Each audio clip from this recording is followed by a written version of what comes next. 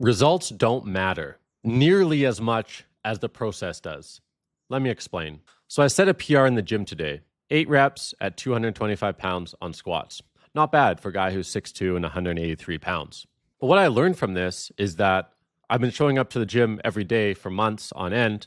Some weeks my squat's been good, some weeks my squat's been bad, some weeks I haven't even squatted. And then today, magically, I had the strength to set a PR. But what I want to talk about in this video is what this has to do with the business. I run a digital marketing agency. We manage millions in ad spend and have collected millions in client management fee. And the same lesson applies. Let's draw a graph. The x-axis will be time, the red line will be results, and the green line will be your process/effort.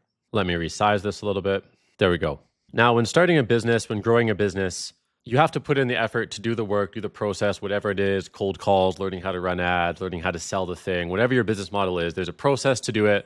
And the process is usually actually pretty easy to figure out because there's so much free knowledge on YouTube, courses, books, whatever. The process is not that hard to find. Now, the way this should look is your process and effort in the beginning is going to ramp up to a high level till you reach about your maximum output. And then you're going to roughly stay there with a few fluctuations because we're human. Now, if we go to the results, what tends to happen is the results loosely follow the curve of this line, and they should keep going up, but they're not going to go up in a linear way. They'll go down, then back up. But eventually, if you continue the process, then the results will eventually get to your goal. So this is the goal. So in a perfect world, the entrepreneur continues this high level of output with small fluctuations due to life. So we can call this whole thing the ideal situation. Now let's look at the typical situation. Now the typical situation is what happens is in the beginning, the process and effort goes up as one would expect. And then what happens is the results start to increase as well. And then the results dip because the reality is that the results are loosely proportional to your effort and process, but not directly proportional. And then what happens when the results dip is the effort dips as well because the entrepreneur gets discouraged. Then what happens is the results dip further, the process and effort dips further until there comes a time where the entrepreneur realizes, okay, let's get going again. The effort goes back up.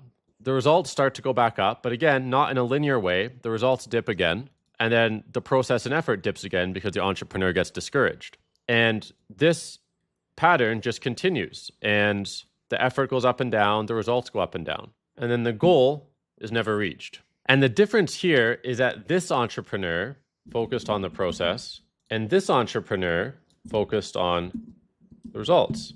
So the irony is that when you focus on the results are inconsistent.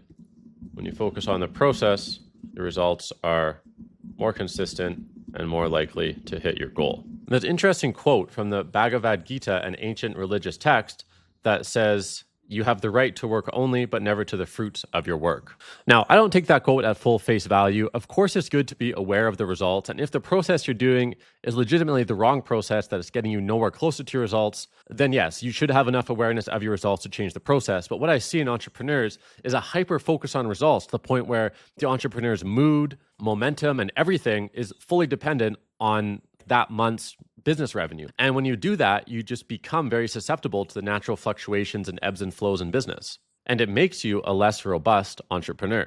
And for me in my business, I'm actually in a situation where my effort and process is really on point right now, and the results aren't quite reflecting that. My monthly revenue isn't growing the way I would like it to.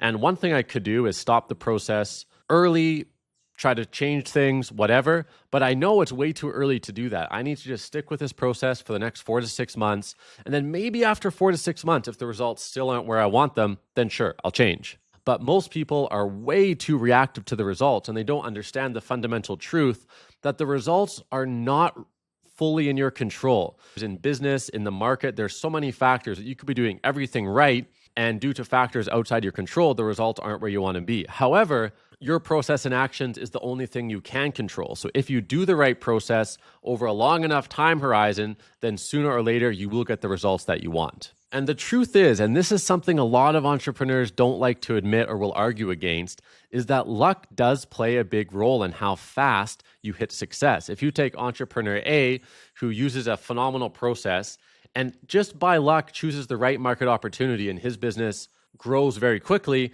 and entrepreneur B, who also has an amazing process, but the opportunity isn't quite the right one, or the market dynamics aren't favorable, and his business grows slower, people will think entrepreneur A is a better entrepreneur, but he actually just got kind of lucky in choosing the right vehicle. But again, it's a double-edged sword, because I know people who have been entrepreneur A and have made multiple millions of dollars in the first couple of years of being an entrepreneur. And while that's great, oftentimes they haven't actually built the resilience to weather the storm. And when the results start to go down, they completely freak out and they fall apart.